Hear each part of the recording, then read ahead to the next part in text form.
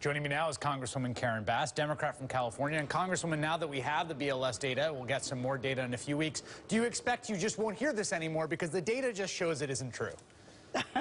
You know what? I wish I could say that, but I do think that my Republican colleagues have showed consistently that data doesn't really change their talking points. This has been a multi-million-dollar campaign of confusion and deception, and I'm sure you've seen they're even marketing books that contribute to the confusion around health care reform. One of the things I think that's happened with the health care law is something that also happens with the debt and deficit, which is that people attach it to their economic anxiety about a labor market that's not functioning very well in the broadest sense. And so what you get is people feel like the labor market isn't functioning. They are right to feel that way, and then they tag Obamacare as the culprit.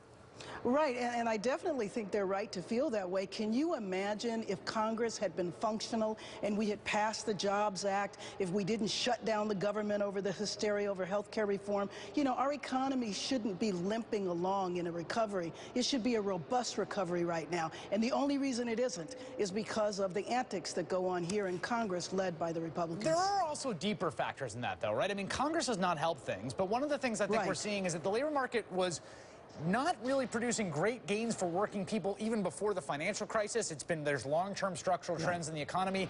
The financial crisis broke the labor market, and now you hear this anecdotal stuff. I've heard it myself. Oh, I'm going down to part-time.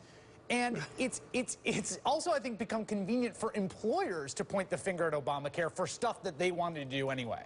Right, I think that's absolutely right. And it is important that we correct the deceptions, though, because, you know, just like the problems that are happening with the website, when you look at the states that have embraced health care reform, everybody's having little glitches, but the states that have embraced it are doing very well. And I think it's something that we have to be very strong in combating. So employers should not use this as an excuse to cut down their labor force. Is there any way to sort of jujitsu this around and basically start a conversation about job creation in the budget talks that are coming down the pike? I mean, the problem in the labor market is we have too many people out of work. I mean, and a lot of terrible things flow from that. Depressed wages, the bad labor market for people at the bottom of the scale, people just graduating from college, and yet there doesn't seem to be any kind of momentum in Congress towards doing anything on the jobs front that isn't essentially repealing Obamacare. Well, right. And, you know, one of the things that all of us know has to be dealt with this time in the budget talks is a sequester, because we were told right when that went into effect that that was going to lead to tens of thousands of jobs lost. And so I think the sequester is one of the first things we need to deal with. And then maybe my colleagues learned something when the government shut down. Remember, they were kind of shocked when you shut down the government, things actually stop happening. Maybe they learned something about that. And so when we go to budget talks this time, dealing with the sequester needs to be at the top of the agenda. Congresswoman, do you hear from business owners in your district, from constituents, some of these this anecdotal discussion of Obamacare being a job killer, or people being capped under 30 hours so that they don't qualify for the employer mandate, which I should note won't go into effect for another year? Do you hear that? Is that something you interact with your constituents about?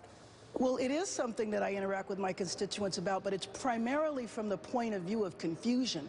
People just being confused because they hear what the Republicans put out there and that other network puts out there, and it's led to a lot of confusion. And so I'll tell you, one of the things that we've done in my district are telephone town halls. We're doing a town hall to sign people up, but especially in a state like California, there's no reason for some of this confusion except for the fact that millions of dollars have been put into a very deliberate campaign.